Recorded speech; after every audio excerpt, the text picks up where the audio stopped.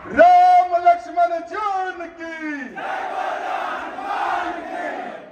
जमीन हिलनी चाहिए। लाला भाई बैठे हुए वहां पर। राम लक्ष्मण जान की।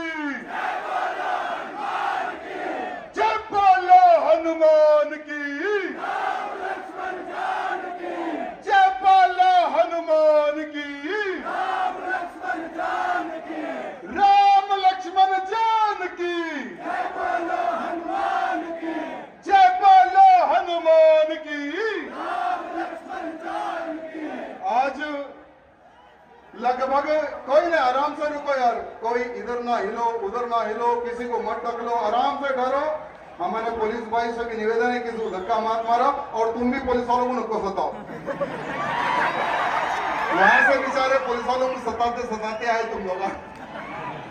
मित्रों, आज मुझे बताते हुए बड़ा ही गर्व होता है कि हर हिंदू लैंड जिहाद के नाम पर लुटता था। हर किसान की जमीन लैंड जिहादियों द्वारा कब्जा की जाती थी।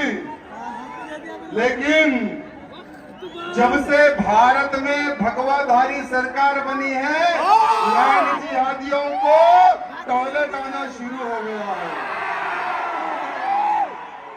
जब से भारत देश में भगवाधारी सरकार बनी है, तब से जिहादी अपने घर में घुसकर बैठे हैं। मेरे मित्रों,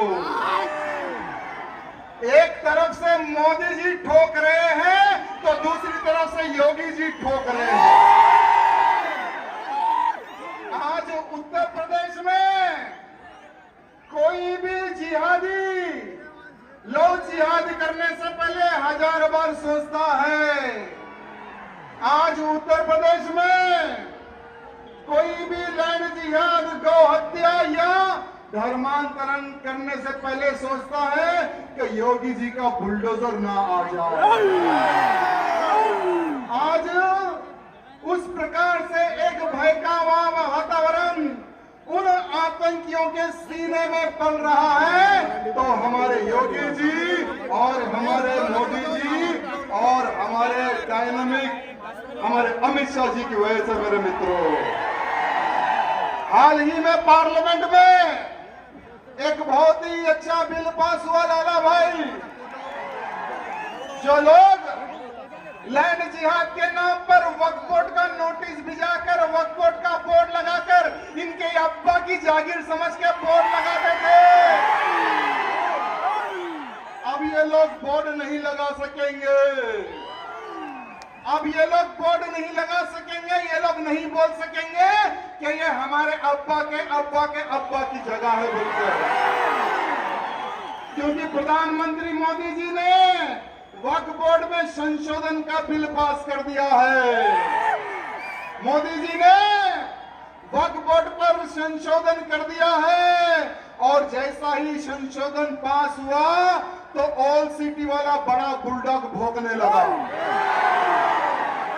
ऑल सिटी वाला बड़ा बुलडॉग भौंकने लगा और कहने लगा हमारे मौलिक अधिकारों को छीना जा रहा है, हमारे मुसलमानों की जमीनों को खींचा जा रहा है, हमारे मस्जिदों को खींच लेंगे, हमारी मदरसाओं को खींच लेंगे, अगर कोई मरेगा तो ये लोग हमारी कब्रिस्तानें भी खींच लेंगे।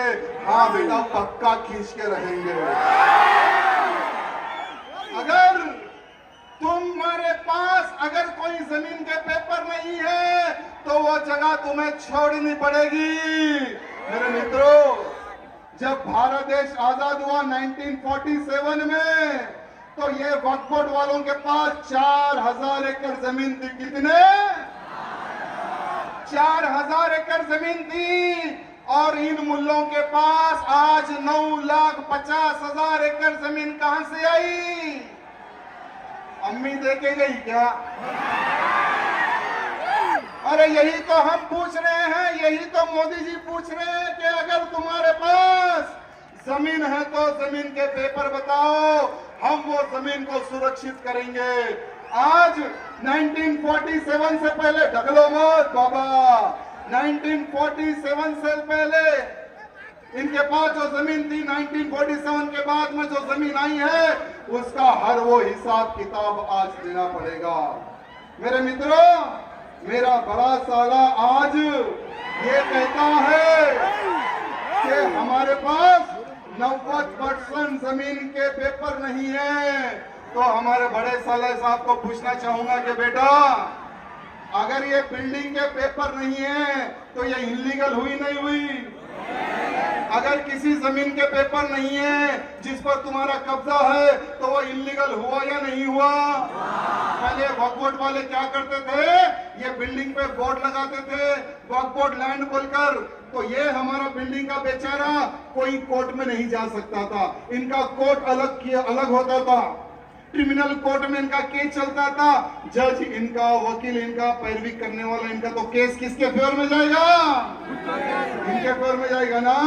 आज भारत के मुसलमानों को एक बात कहना चाहूंगा कि मेरे प्यारे मुसलमानों, प्रधानमंत्री मोदी जी ने जो वक्फ बोर्ड पर जो बिल पास किया है, एक बार उस पर विचार करो।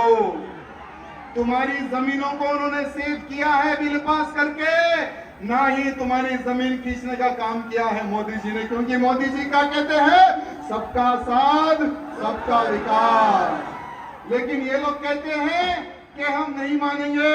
अबे तुमको नहीं मानने वाले, तुम कौन नहीं मानने वाले? आज तुम्हारे पास 1 लाख से अधिक घर है इन वक्फ बोर्ड के पास।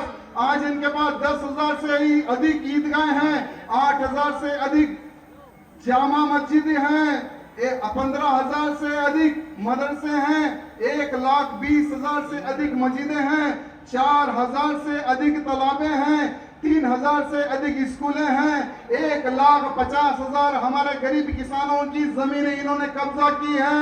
इनके पास ही है 40,000 दरगाहें हैं, 1,60,000 कब्रिस्ताने हैं, 1,10,000 दुकानें हैं। मैं हमारे बुलडॉग से पूछना चाहता हूं, अबे साले, जब तेरे पास जमीन के पेपर नहीं है तो ये लैंड जिहाद हुआ या नहीं हुआ? लैंड जिहाद हुआ है ना। लेकिन आज प्रधानमंत्री मोदी जी ने कानून पास किया, लेकिन पहले यह कानून में कोई दम नहीं था। यानी हमारे बाबा साहब अंबेडकर जी का जो कानून है उसके अंडर में नहीं आता था। लेकिन आज अगर कहीं पर भी ये लोग नोटिस चिपकाते हैं तो हमारा कानून अब उसमें दखल दे सकेगा। मेरे मित्रों, आज ये ओवैसी क्यों पुकारा पता है आपको? क्योंकि ये ओवैसी मुसलमानों का सबसे बड़ा दुश्मन है। योगी जी नहीं है, ना मोदी जी नहीं है, या राजा सिंह नहीं है। सबसे बड़ा मुसलमानों को बेवकूफ बनाने वाले ये छोटा बुलडॉग और बड़ा बुलडॉग। आज हजारों एकड़ वक्फ बोर्ड की जमीन इन्होंने बेच दी है, कोई नहीं पूछने वाला। सस्ते दामों पर जमीनें इन्होंने किराए पे ली है, कोई नहीं पूछने वाला। ये लोग कहते हैं कि हम सुप्रीम कोर्ट जाएंगे, कुछ उखड़ने वाला नहीं है, कुछ उखड़ने वाला नहीं है। और एक कहता है कि हम 1947 वाला माहौल पैदा कर देंगे, तो दूसरा कहता है हम खून की नदियां बहा देंगे वक्फ बोर्ड कानून अगर वापस नहीं हुआ, तो तीसरा कहता है कि हम गृह युद्ध करेंगे। तो उन मुल्लों को कहना चाहूंगा कि ये मुजरा करना बंद कर दे। ये पहले वाला भारत नहीं है जो पाकिस्तान हमला करता था उनको लव लेटर भेजता था। आज का भारत अगर पाकिस्तान से या कहीं से भी अगर बम गिरता है तो लव लेटर नहीं, सीधा मोदी मिसाइल जाती है और घर में घुस कर मारती है। तो मैं उनको कहना चाहूंगा, जो लोग कहते हैं कि हम दंगा कर देंगे, गृह युद्ध कर देंगे, खून की नदियां बहा देंगे, तो बोल बेटा कब बहाएगा? बोल कब बहाएगा? अरे जिस नेता के दम पर तुम तन रहे हो ना, आज ये जो श्री राम नवमी शोभा यात्रा निकल रही है ना, ये वही नेता हैं जो इनके घर छोड़कर भाग जाते हैं, या दिल्ली में जाकर चुपते हैं, या कहीं और जाकर चुपते हैं। ऐसे नपुंसक नेताओं पर तनने वालों, याद रखो, पहले का राम भक्त सोचता था, आज का राम भक्त ठोकता है। पहले का राम भक्त सोचता था, आज का राम भक्त ठोकता है।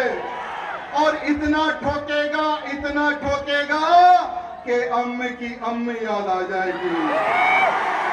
अब ये भारत देश हमारा है और हमारा भारत देश बहुत ही जल्द हिंदू राष्ट्र घोषित होने वाला है। अरे हमने ये ओवैसी कहता था कि हम अयोध्या में राम मंदिर बनने नहीं देंगे, आसमान को छूने वाला राम मंदिर बन गया है। यही ओवैसी कहता है कि हम धारा 370 हटने नहीं देंगे। बेटा देख, फोड़ के हमने धारा 370 भी हटा दिया। अब यही ओवैसी और ओवैसी के दम पर तनने वाले, मुजरा करने वाले, रोड पर बैठकर अपना सिलेंडर उठाने वालों को कहना चाहूंगा, रोड पर बैठकर अपना सिलेंडर उठाने वालों को कहना चाहूंगा कि अब हमारा टारगेट काशी और मथुरा है। जब हम डंके की चोट पर अयोध्या का केस हम हाई कोर्ट से जीत सकते हैं, तो काशी और मथुरा भी जीतेंगे और भव्य मंदिर वहां पर भी बनाएंगे मेरे मित्रों। और आने वाला चुनाव मैं हमारे मोदी जी से निवेदन करना चाहूंगा कि बहुत ही जल्द घोषणा करे कि बहुत ही जल्द हम भारत को हिंदू राष्ट्र घोषित करेंगे। मोदी जी, आज भारत का हर वो हिंदू की डिमांड है कि भारत देश हिंदू राष्ट्र घोषित हो और हमारे दो का कानून भी पास हो, जनसंख्या निरंतर पे भी कानून पास हो। आज देखिए, हम 5 हमारी 50 की स्कीम चल रही है लाला भाई, हम 5 हमारे 50 की स्कीम चल रही है। अब ये स्कीम नहीं चलने वाली लड्डू भाई, अब ये स्कीम नहीं चलने वाली। प्रधानमंत्री मोदी जी जनसंख्या पर भी निरंतर करेंगे और एक देश एक कानून भी पास करेंगे। और हमारे भाई को जरा क्या हुआ वो भी देख लो। लड्डू जी, जरा आपकी टीम को भेज लो। बोलो भारत माता की, भारत माता की जय श्री राम, जय श्री राम। राम लक्ष्मण जानकी, जय बोलो हनुमान की, जय बोलो हनुमान की।